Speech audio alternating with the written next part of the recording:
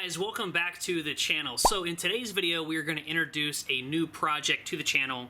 Again, I know I've got a million projects going on, but this one I just couldn't pass up. It's TheBSRecord special. This is something that's probably destined for the scrap heap, which we're going to work on and try to get back on the road. So I'm going to go ahead and warn you all right now, this particular project is pretty far gone. Financially, it probably doesn't make sense to a lot of people, but for me, you know, it's a little bit more than trying to make a quick buck off of this. This is a project that I think I can get back on the road. It is, in my opinion, one of the coolest old Japanese scooters. So without further ado, let me introduce my new project to you all. It's a 1985 Honda CH150 D for Deluxe, and man, it needs a lot of work. Here we go.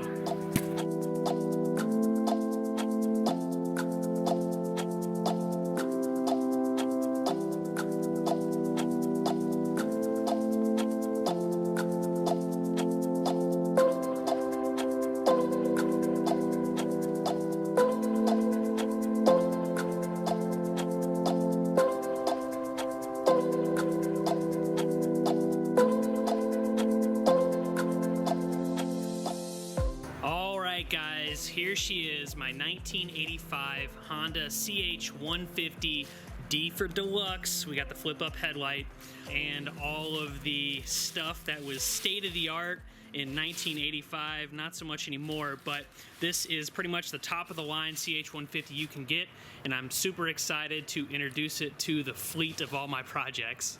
Now, like I had mentioned before, this thing is definitely rough. We've got cosmetic issues. Pretty much every panel is broken, busted, not on there correctly.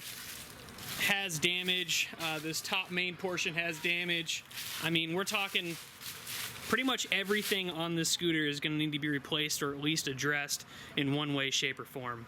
Alright guys, so that's a brief overview of the Honda Elite CH150. Let's go ahead and drag it into the garage, and then we'll start getting a little bit more in-depth to find the current state of this scooter, maybe get a parts list together on some of the stuff that we're going to need, and maybe get a list of the parts that we can probably repair on our own and save us a little bit of money. So with that, let's go back and get into the garage. Alright guys, here she is in all of her glory. Even though it's definitely not much. This scooter's in really bad shape. I've said that a million times. But when you look at it from a price perspective, I think I got a good deal on it. Probably not the best deal, but I did get a pretty good deal on this.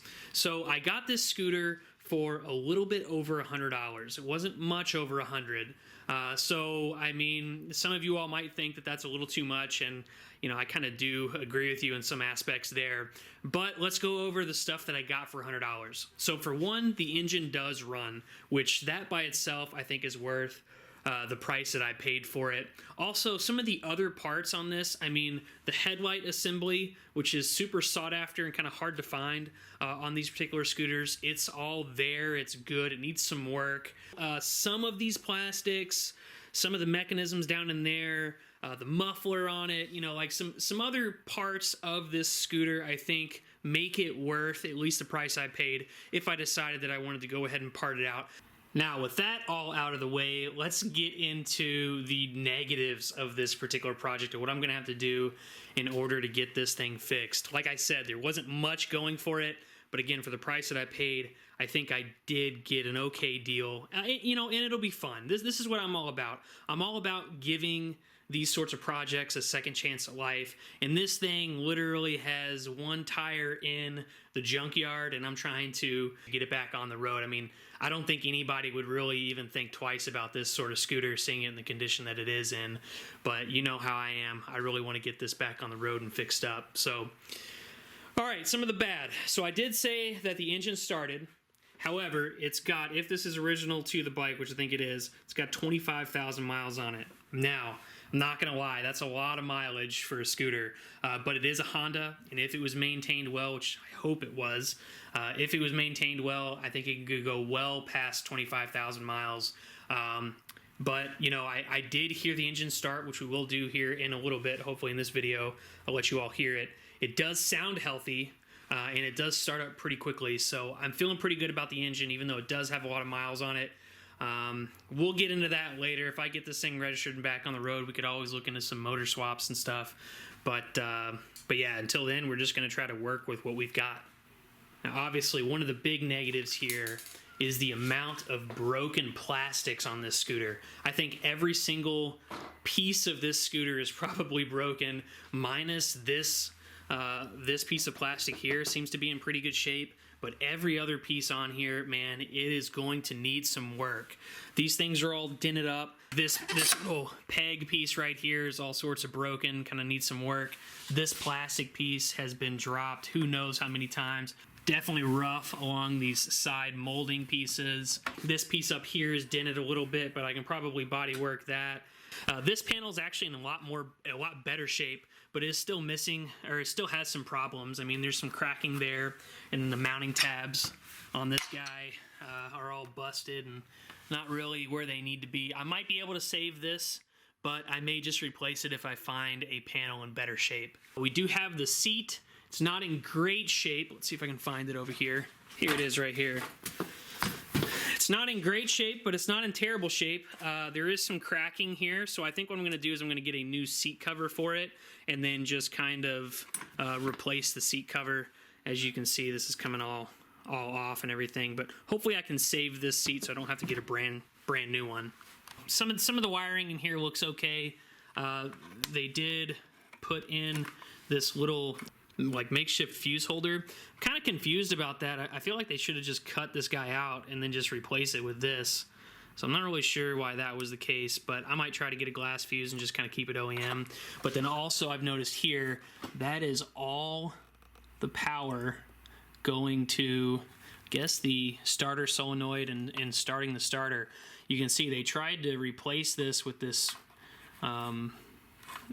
crazy end here, but look at all the wire that's gone. It's just barely hanging on by a couple of pieces of copper there. So I'm gonna have to redo this, remake it work, connect it to the battery. Hopefully that will help out with any sort of electrical issues that we might find, because that's definitely not right.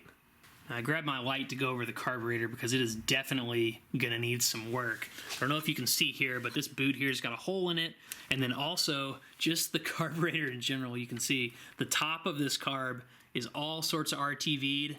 So I know it starts, I know it runs, but this is gonna have to be taken off. The carb's either gonna have to be really cleaned, or I'm just gonna replace it maybe with a cheap Chinese one just to make sure that it all works and I get everything dialed in, and then I might spend the money on an actual carburetor, but that is definitely going to need some work. Now, here's the reason why I'm pretty sure this scooter was kind of a parts scooter, and I think it is because of the damage it sustained in whatever crash it was in. So I don't know if you can tell right here, but the radiator for this thing is totally shot. It's going to have to be replaced. Also, the bracket that holds the headlight and the radiator and the side pieces there, I don't know if you can tell, but they're definitely not square. They're going to have to be, that's going to have to be replaced. That bracket's going to have to come out, be replaced, and hopefully that will make everything sit a little bit better. So if I can fit both of these in frame, you can see that the headlight is definitely shifted over to the right. You can see a whole bunch of gaps on the left-hand side. I hope that has to do with that bracket and not the actual assembly of the headlight. I mean, everything in there looks good, looks straight. I don't see anything bent, but I do know this bracket right here is all sorts of messed up. So we're gonna have to take it all apart and inspect all the components. But that stuff is definitely gonna need to be replaced before this thing's back on the road. Now, I have already started ordering parts for this scooter. It is going to take a little bit of time to get those in. You know, this is a winter project, so it's probably going to take place over the next couple of months. As I find parts that are cheap on eBay, as I find particular parts that I need, I already have a pretty good amount of stuff to go ahead and get started on it. But like I said, this is going to take some time. This scooter needs a lot of work. But I mean, come on, a flip-up headlight, like, can you imagine when this thing is all done? It's also 1985. And this is all done, them sitting side by side. I mean, both of them with flip-up headlights. Like, I couldn't say no. This is such a cool-looking scooter. And the whole flip-up light deal, I'm a sucker for. So I really hope that this thing gets done, looks good, and I can get it back on the road. And I think it'll be well worth it when we put all that time and effort into it to get it back up and running. It's a really cool-looking scooter. Alright, so now that all that's out of the way, let's go ahead and see if we can't finagle with the wiring just a little bit and get this thing started so you all can see that I'm not lying and that this thing actually does start and sounds relatively healthy. try this out. Well, this battery might be a little too big.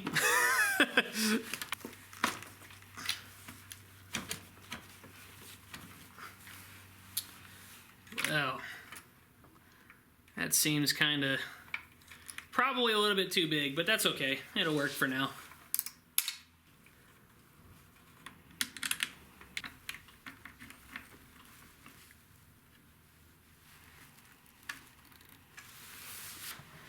Okay, so we've got our positive there. What all is working on this thing? Okay, no headlight. Probably because I might not have it turned on yet. So, anyway, we've got that plugged up. There is gas in the tank even though it is old. So let's go ahead and flip this to run and hit the starter. Great, got nothing. Here, I'm going to put you all back down. May have to push down the foot brake. All right, run. Pushing down the foot brake. Oh, there we go.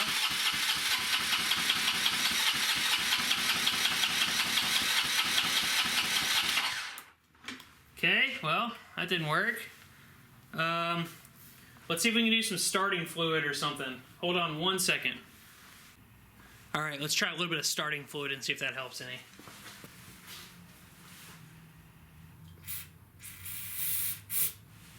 It's right in that hole that was there. Maybe they did that before. All right, foot brake. Ready?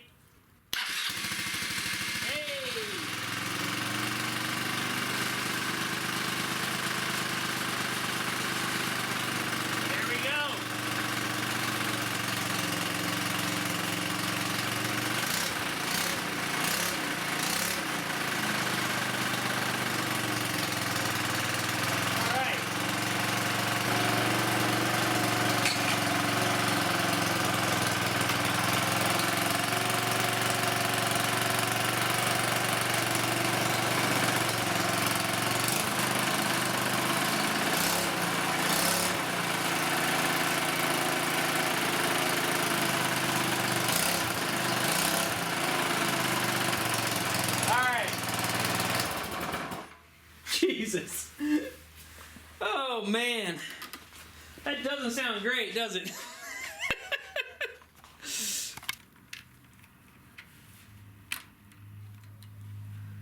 All right. Man. Well, that didn't sound great. When it's in a garage, it sounds a lot more violent, and then also it does smoke quite a bit. Now, what I think that smoke is from is I think it is from this muffler not being all the way on. So as you can see, this bolt right here is loose. It's not even tight. Oh man, that's kind of hot. It's not tight all the way. And I saw smoke escaping from there. You can see it's a huge exhaust leak right there. So it's probably why it sounded like crap. That's also probably why it was smoking pretty bad. So that'll be something that we look at. Also, it could have been the starter fluid too. Maybe the starter fluid caused a little bit of that smoke. I don't really know. So anyway, guys, that's it. That's what she sounds like. She does start. I was able to rev it up a little bit. It is definitely janky, but it does seem like it starts, and I think we can bring it back from the dead. So I hope you all are as excited as I am for this project. Hopefully we can get this thing up and going and get it back to its actual former glory and get that flip-up headlight to work. That'd be cool. And with that, guys, that is going to wrap up today's video. I hope you all enjoyed it. I know this one is a little bit on the shorter side, but I wanted to introduce the scooter and the project to the channel. And in the next video, we're going to hop in to start taking everything apart. I'm probably, after seeing that start up, I'm probably going to invest in a compression tester so we can at least test the health of the engine. And if the engine's totally shot, it's not the worst thing in the world. I'll just have to see if I can source another one, or maybe we'll do a swap. Maybe a 250 swap or something like that on it would be pretty cool. But in the next video, we will do a compression test on this thing and then start taking apart all of the different panels and taking everything out of there so we can start replacing the stuff that we need to see if we can't get it running a little bit better before we start diving into all the body work on it. If you got any comments, questions, concerns on this project, please feel free to leave a comment down in the comment section below. And until next time, I'll see you later. Listen.